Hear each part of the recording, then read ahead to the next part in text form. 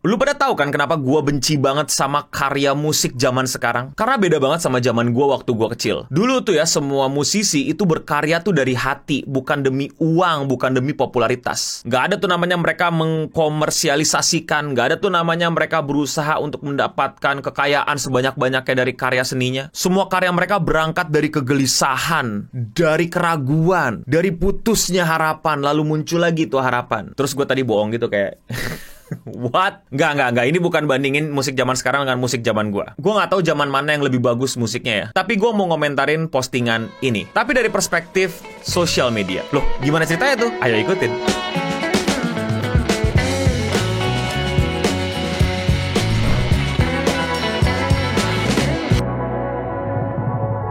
Alasan kenapa musik sekarang rasanya membosankan. Artis musik tidak sejujurnya ingin bikin seni. Mereka ingin viral. Pendengar tidak sungguh-sungguh ingin mendengarkan. Mereka lebih ingin validasi. Kultur musik berubah menjadi tren. Zeitgeist yang dalam waktu singkat berubah. Nah, jadi postingan tadi itu rame banget di timeline gue. Teman-teman gue itu punya opini yang berbeda, punya pendapat yang berbeda. Tentu saja gue juga pengen ikutan gitu. Gue punya pendapat yang berbeda juga dan gue pengen didengar pendapatnya. Siapa tahu kalian ada yang setuju, siapa tahu kalian ada yang nggak setuju. Menurut gue, opini gue akan agak panas nih buat lu pada yang nonton. Apakah gue setuju dengan postingan tersebut? Tidak. Apakah musik zaman sekarang itu lebih hancur daripada musik zaman dahulu? Enggak. Apakah yang diungkapkan sama orang ini benar? Terdengar benar, tapi kenyataannya kalau kalian telah lebih dalam, orang ini ya cuma memanfaatkan kegalauan dia dan mengeneralisirnya menjadi kegalauan banyak orang. Dan dari salah satu contoh yang dia nggak suka, itu digeneralisir menjadi contoh zaman ini gitu. Akhir zaman. Padahal kan ya, sebelum gue monolog lebih jauh, gue mau disclaimer dulu. Gue bukan ahli musik. Gue tidak ikut sekolah musik. Gue nggak tahu banyak tentang musik. Lu pada kan dengerinnya banyak tuh. Ada dengerin Taylor Swift, dengerin ini, dengerin itu, K-pop, J-pop, dan lain-lain. Menurut gue sangat-sangat minim selera musiknya. Selera musik gue itu bergantung dari anime apa yang lagi gue tonton, terus intro sama openingnya enak apa enggak.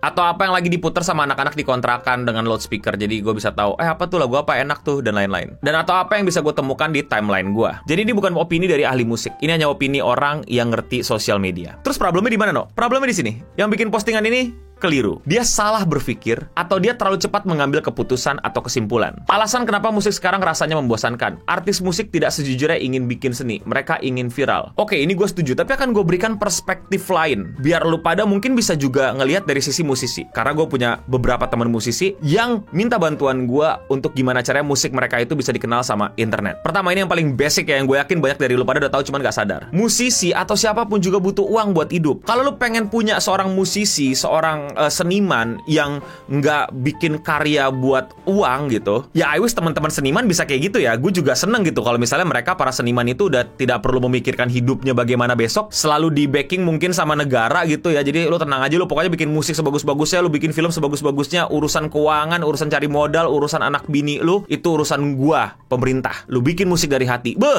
Utopia banget, tapi ya I wish gitu kalau misalnya emang gitu bisa terjadi, ya oke. Tapi buat gue sayang banget kalau kita mengabaikan hal tersebut ya. Di mana-mana pun, di negara paling makmur pun, ya seniman, artis, musisi itu butuh uang. Mereka hidup sama kayak kita, makan juga perlu, ngebiayain anak, ngebiayain istri juga perlu, ngebiayain diri sendiri juga perlu, bayar kosan, bayar kontrakan, ya bayar apapun lah. Jadi ketika lu pada setuju dengan postingan tersebut dan berharap seorang musisi itu hidup dari kemurnian, ya lu taruh ekspektasi yang terlalu besar terhadap sesuatu yang sebenarnya nggak ada di dunia ini. Lebih gampang nemuin bukti empiris bahwa Billie Eilish itu sebenarnya orang nganjuk daripada lu bisa menghasilkan satu dunia yang isinya seniman yang nggak perlu mikirin uang dalam hidupnya. Kedua, seniman butuh uang, kita paham itu ya. Jadi ya mereka pasti berusaha untuk mencocokkan karya-karyanya dengan bagaimana market, bagaimana uang ini berada. Makanya tadi kata mereka ingin viral. Ya kalau misalnya mereka viral dan lagunya bagus, emang kenapa? Oh tenang aja, gue nggak abai, gue nggak pura-pura bego. Oh semua yang viral bagus. Enggak, gue nggak bilang begitu. Tapi bisa loh hal yang bagus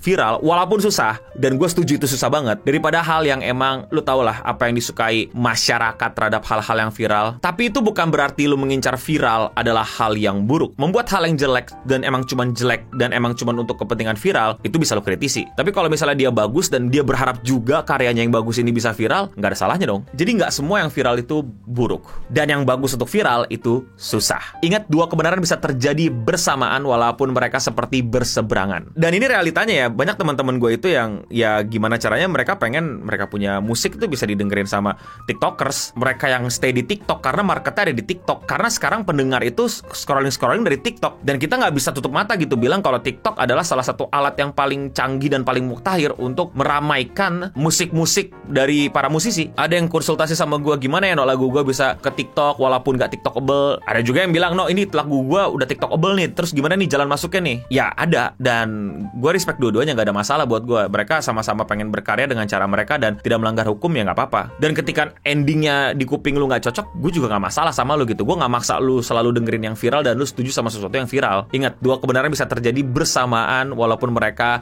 berseberangan. Dan ini bukan teman-teman gue, tapi realita di lapangan industri musik di Amerika bahkan ya. Lu tau nggak kalau bahkan tuh orang-orang di atas itu emang udah banyak yang minta kalau musik itu gimana caranya TikTokable. Mesti ramah sama TikTok, mesti gampang dikasih jogetnya, mesti gampang dijadiin meme-nya, mesti gampang dijadiin latar BGM buat sketsa-sketsa orang. Pokoknya gimana caranya lu TikTokable. Tapi gue nggak masalah ya, maksudnya kan ada market-market yang bagus juga dengan musik-musik bagus yang TikTokable. Balik ke statement yang tadi, tapi yang ngeselinnya adalah ya itu beberapa orang atas itu tuh nggak ngerti gitu kalau bisa lo musik bagus itu TikTokable walaupun susah. Jadi mereka maksa ya pokoknya yang ini nih mirip sama yang M to the beep, M to the beep, M to the beep. Coba kamu bikin juga gitu kayak L to the beep, L to the beep, F to the bop, to the bop, to the bop, bros gitu kali ya. Nggak tau lah, gue nggak ngerti musik. Jadi ya problemnya adalah orang-orang yang menaungi banyak musisi ini ya agak keras kepala juga gitu dan ngotot musiknya gimana caranya pokoknya TikTokable. Dan memang nggak salah sih, cuman nggak selamanya mesti mirip dan sesuai sama apa yang lagi rame di TikTok sebenarnya. Bisa coba hal baru gitu dengan format yang lebih TikTok. Gue biasanya ngomongnya kayak gitu. Bukan TikTokable tapi lebih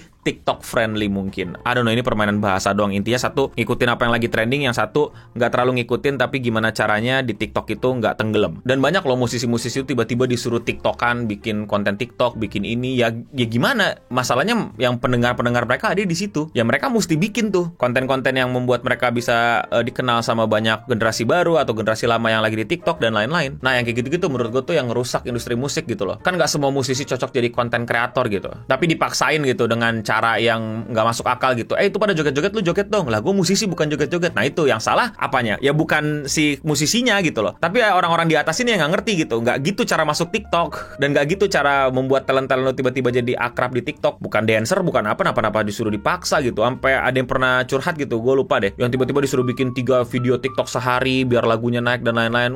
Kesian banget sih. Kita belum selesai. Ada lagi kalimat berikutnya. Pendengar tidak sungguh-sungguh ingin mendengar, mereka ingin validasi. Yes, gue lihat banyak kok di luar sana orang dengerin lagu karena pengen diakui bagian dari tongkrongan itu. Dan gue rasa itu hal yang basic human needs juga sih, kayak bagian dari tongkrongan gitu. Kalau tongkrongan lu dengerin K-pop, lu juga jadi pengen K-pop. Tongkrongan lu lagi dengerin YOASOBI, lu jadi pengen dengerin YOASOBI. Ya, karena manusia pengen hidup berkelompok dengan kelompok yang satu interest sama mereka gitu. Itu jiwa primata kita yang kebawa sampai sekarang gitu. Survival instinct kita untuk melekatkan diri pada orang yang punya tujuan, visi misi atau interest yang sama atau keakraban, kecocokan yang sama. Dan gue gak ada masalah ya ketika lu dengerin musik ya karena FOMO aja gitu. Ya udah gitu. Ya paling ujung-ujungnya dikatain cringe doang sih. Yalah. Tapi ya dari pengalaman gue ya, gue nggak tahu ini yang bikin orang daerah mana gitu. Tapi di Depok, Jakarta dan sekitarnya, mereka tuh malah banyak anak muda itu nggak mau dengerin yang mainstream, yang TikTok, yang emang lagi rame penjualannya, yang lagi paling tinggi di Spotify. Mereka malah pengen yang musisi-musisi indie yang baru. Dan ini kayaknya gerakan juga nggak baru-baru ini deh. Udah banyak kan orang-orang yang kayak mainstream lu, gue mas sekarang dengerinnya yang indie gitu kan. Terus pas yang indie sukses terus dimasuk mainstream, sebel gitu. Dan masih terjadi kok sampai sekarang, dan banyak yang masih kayak gitu. Makanya gue bingung kalau misalnya cuman sampai berhenti di mendengarkan demi validitas gitu. Justru menurut gue di sekitaran gue ya, at least banyak banget yang pengen cari yang berbeda. Ada yang dengerin alternatif lah, ada yang dengerin aliran baru inilah, ada yang Cameroon pop lah, atau dengerin dubstep lah sampai sekarang gitu ya. Ya banyak loh. Dan buat gue cool aja gitu. Malah gue jadi belajar dari mereka gitu. Ada yang ini, ada yang ini. Ini enak juga ya. Ini gue kayak gak cocok nih, tapi gue jadi tahu nih gitu. Kayak ya seru-seruan aja gitu. Banyak varian gitu. Justru di sini adalah kritik keras gue gitu, bahwa kok bisa-bisanya lu bilang artis bikin karena ini gitu. Di era yang serba lu bisa nyari berbagai macam hal aneh, lu bisa nyari berbagai gambar aneh, bisa mencari perkumpulan aneh, perkumpulan yang tadinya lu pikir gak ada tapi tiba-tiba ada. Di era internet dan sosial media ini, kalau lu hanya menemukan musisi-musisi